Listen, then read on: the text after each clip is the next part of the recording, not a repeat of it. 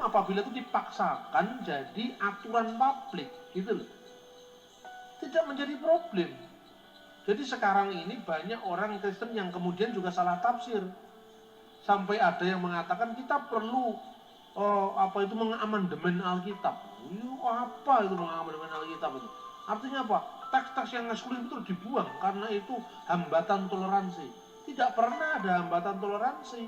Kalau itu dipaksakan ke ruang publik baru itu kan jadi masalah. Sama dengan begini. Apa perlu kita mengatakan?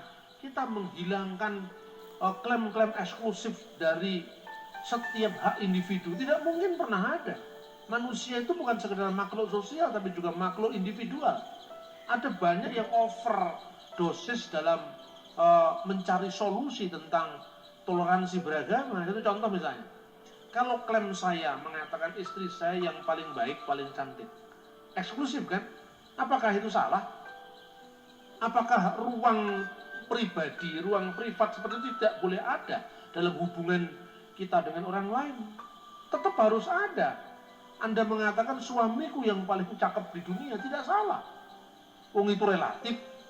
Tetapi kalau Anda keluar jalan kemudian mengatakan, "Hai, your attention please," pengumuman woro-woro. Sopo sing ora ngakoni bojoku sing paling ayu tak beleh kowe. Lah itu baru salah. Ini kan dijadikan aturan. Kalau enggak masalah. Jadi di Kristen ada yang eksklusif, di Islam ada yang eksklusif. Tapi penyakitnya yang memaksakan teks-teks eksklusif ini menjadi aturan hukum. Ini saya bicara dari konteks penegakan HAM gitu loh. Nah, dan saya tidak ngomong ini tanpa bukti, semua jelas dengan bukti. Saya berikan contoh. Ke gereja itu pertama bagaimana menempatkan teks-teks eksklusif begitu secara proporsional.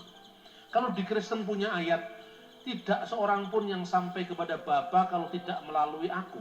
Tapi diimbangi dengan ayat yang lain.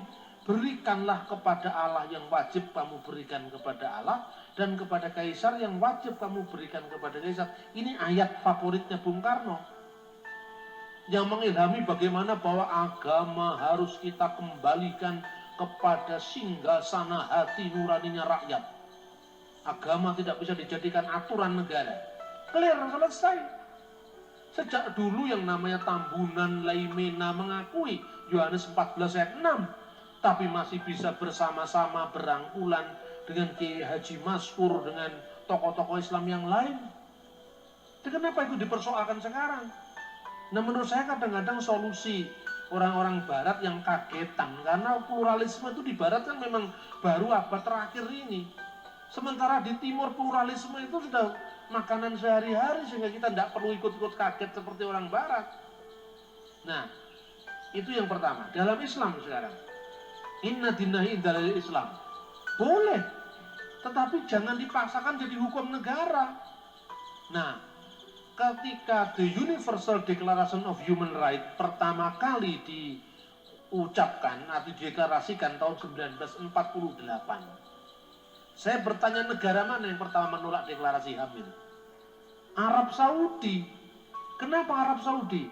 Dia keberatan dengan pasal 18. Pasal 18 deklarasi HAM itu mengatakan kebebasan beragama juga berarti kebebasan untuk mengekspresikan keyakinan agamanya dan berpindah agama atau keyakinannya. Lah, berpindah agama inilah, change the religion or belief, ini yang ditolak oleh pemerintah Islam. Kenapa? Ini deklarasi HAM bertentangan dengan hak-hak asasi Allah. Loh, hak-hak asasi Allah itu kan bagi yang percaya. Seorang percaya ya bukan. Kan masalahnya itu, ini kan memaksakan keyakinan ke ruang publik. Nggak boleh dong. Jadi kemudian deklarasi HAM ini direaksi pertama dengan banyak basa-basi lah.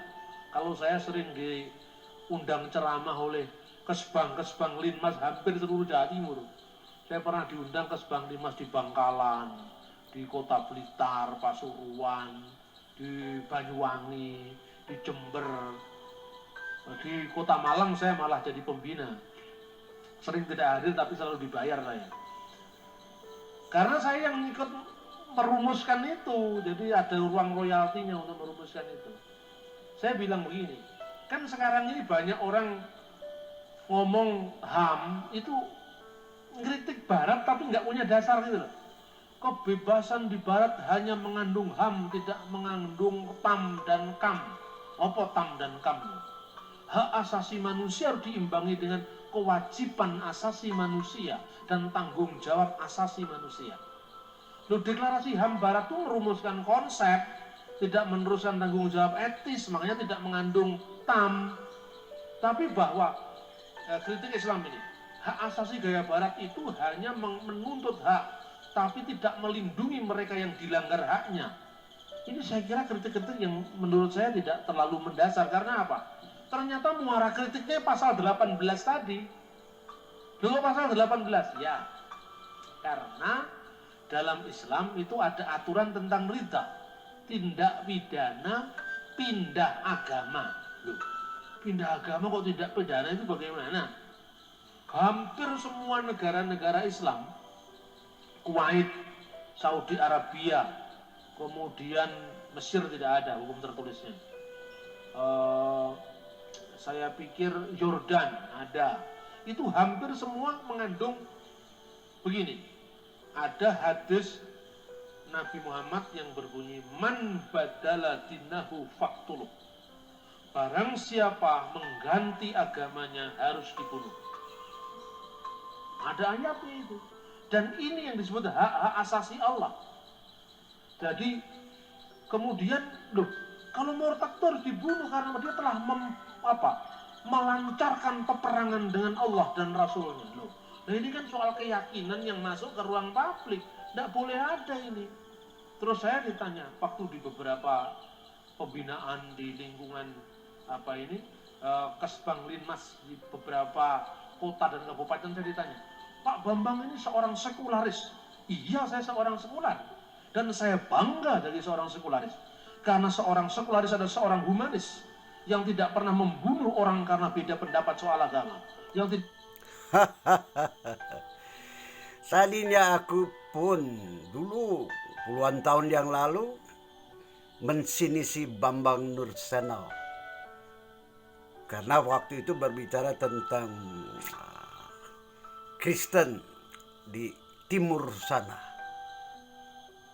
Itulah pelajaran buat diriku dan Anda sekarang yang dikasihi oleh Tuhan. Ada satu hal yang disebut tetap pada akhirnya. Ya katakan ya, tidak katakan tidak. Dari Matius pasal 5 ayat yang ke-37. Tetapi yang kedua tetap dari Yesaya, Perjanjian Lama, pasal 5 ayat 20-21. Celakalah kalian yang menyalahkan yang benar, yang membenarkan yang salah.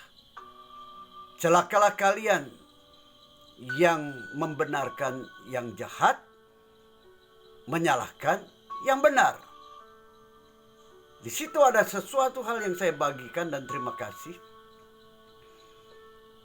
Saudara seiman saya yang bernama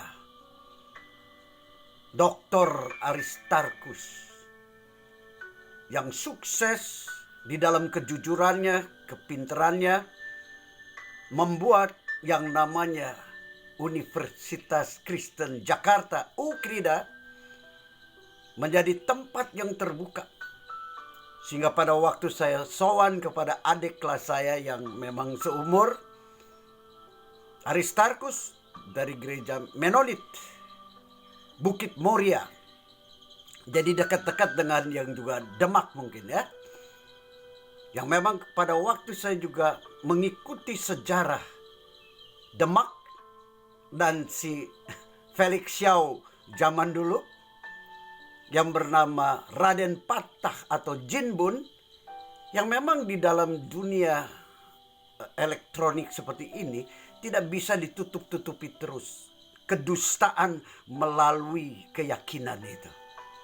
Nah, jadi saya juga belajar dari Bambang Nurseno yang mengatakan, ya janganlah gaya Batak atau gaya eh, Sunda yang seperti saya ini, yang justru bukan Sunda yang lemes-lemes tapi meledak aja seperti Sule mungkin. Ya, yang ngomong seadanya. Mau kemana lu anjing? Lalu sekarang diikutin oleh si mualaf yang bernama Deddy Corbuzier. Toh akhirnya belum dikritik habis tuh si Corbuzier itu. Yang sekarang ngomong anjing itu begitu indah sekali. Indah.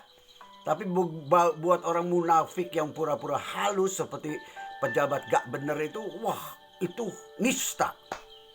Terima kasih Bambang Roseno Nursena.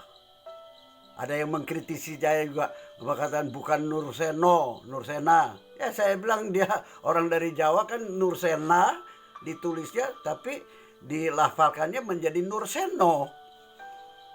Terima kasih sekali saya. Bahkan saya anjurkan supaya Anda yang punya keyakinan Kristiani tidak takut untuk kemudian menjelaskan kepada saudara Anda di Indonesia ini yang berbeda keyakinan, berbeda agama. Dan di situ diingatkan bagaimana Soekarno itu terus menunjukkan itu tentang Majapahit.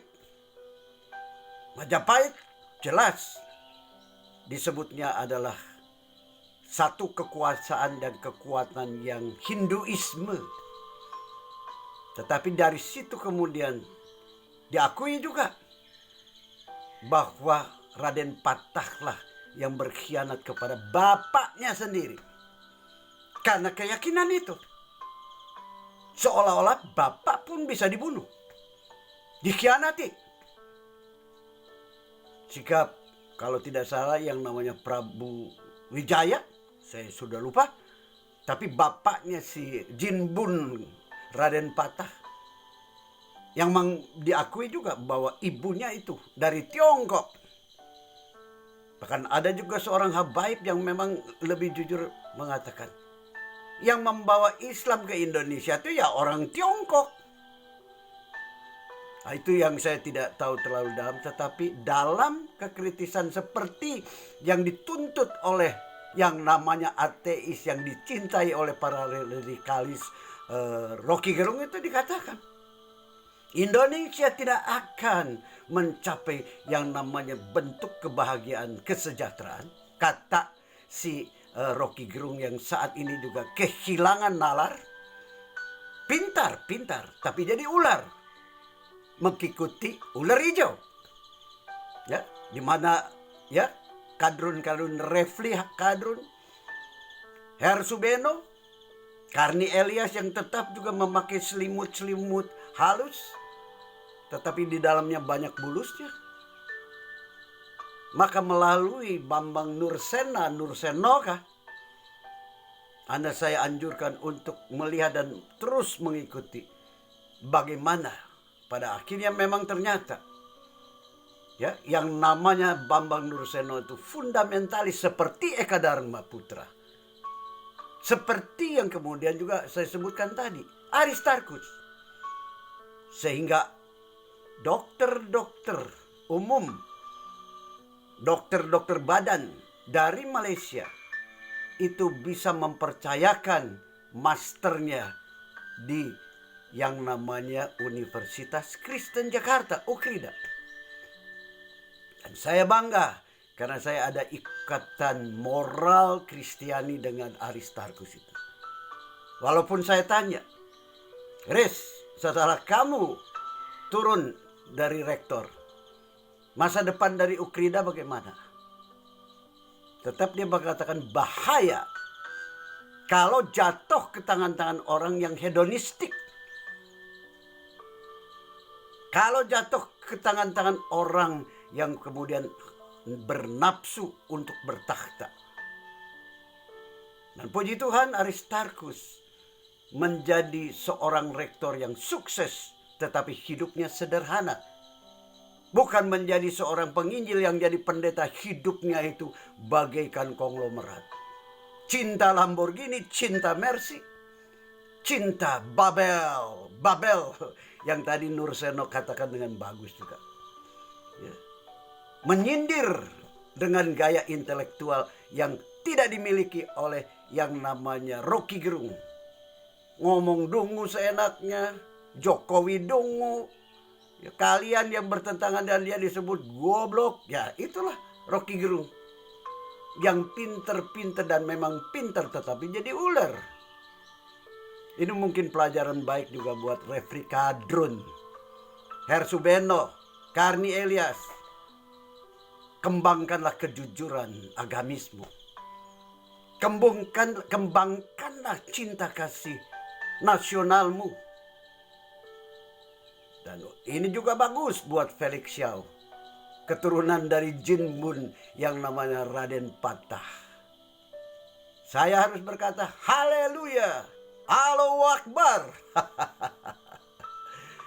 Dan saya akan kembali ke Jakarta untuk kemudian menyatakan cinta dari sorga yang menjadi manusia dan tinggal bersama dengan kita.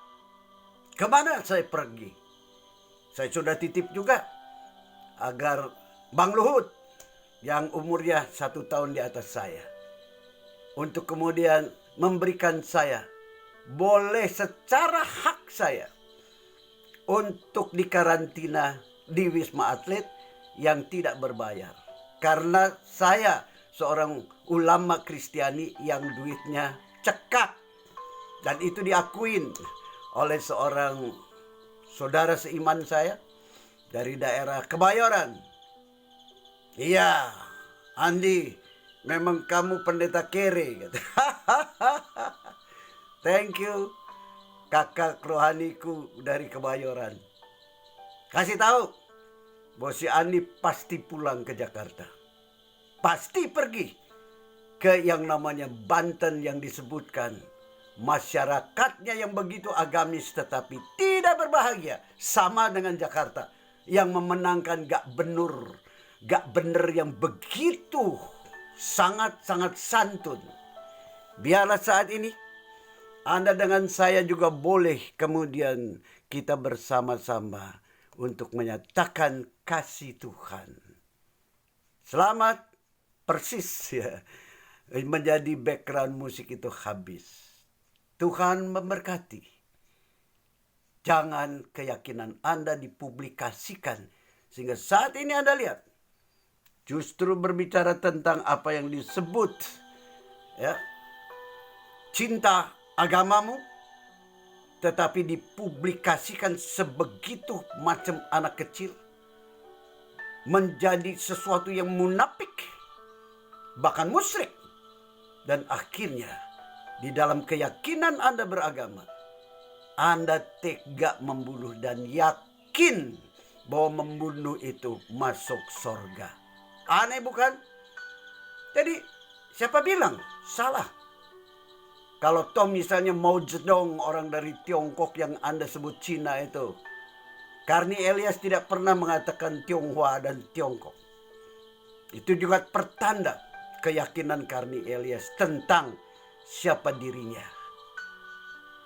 Maka tidakkah salah kalau Mao Zedong mengatakan agama itu racun kemanusiaan. Dan si Andi memang kemudian mendomplang di situ. Di Indonesia, di Amerika, dimanapun juga. Tapi khususnya di Nusa Antara. Dari Cimahi dulu saya tidak melihat adanya anti keyakinan yang lain.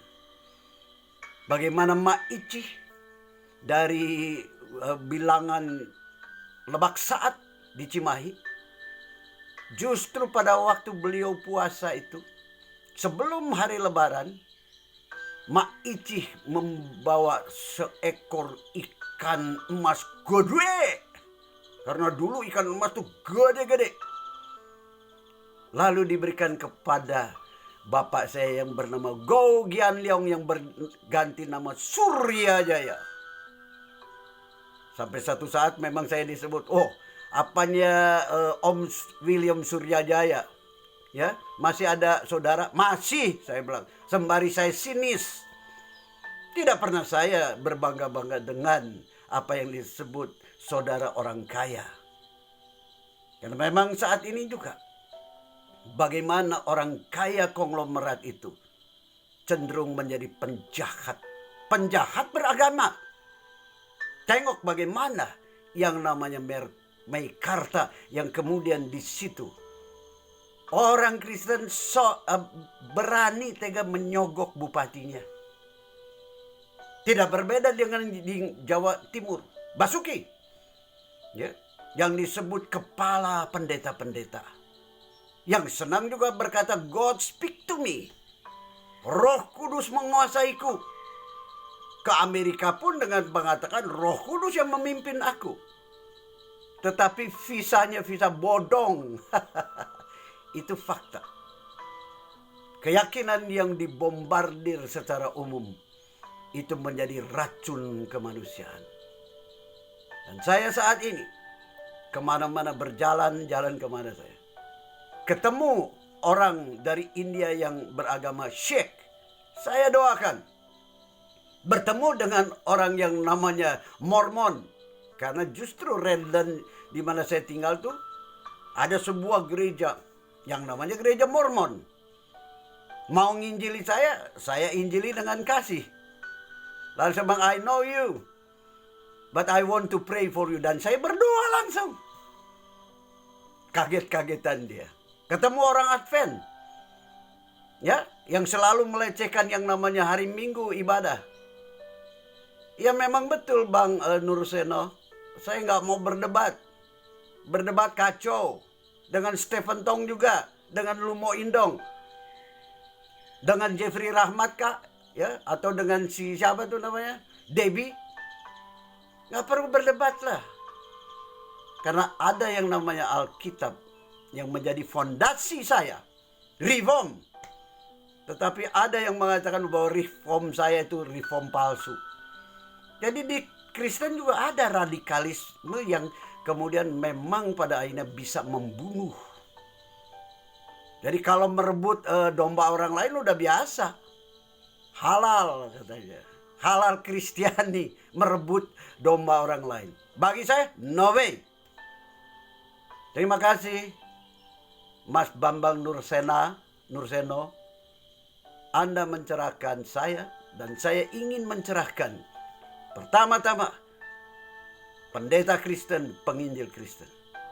Jangan mengungkapkan apa yang disebut keyakinanmu yang fundamen itu secara publik yang demikian murahan. Sekarang Anda lihat, setiap perdebatan tentang keyakinan agama masing-masing itu jorok, memalukan, membuat anak-anakmu menjadi kecewa. Jadi orang beragama membawa racun kematian. Disitulah bahayanya yang disebut virus Omikron dosa. Kiranya Tuhan mengampuni saya jikalau emosi saya yang kemudian memang dikatakan oleh Nursena.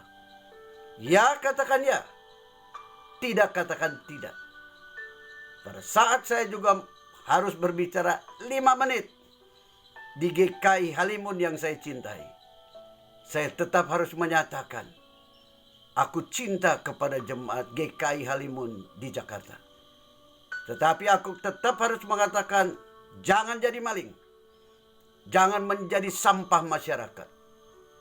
Dan kepada 3 adikku yang saat ini juga yang mempunyai peran di pendidikan BPK penabur yang kinclong. Saya katakan, hati-hati kamu. Jangan pernah kamu jadi maling. Kepada Anda yang sekarang juga wakil rakyat, kepada Anda yang saat ini juga menjadi orang terhormat, jangan kamu menutupi kemalinganmu dengan agama apapun juga yang kamu anut. Amin.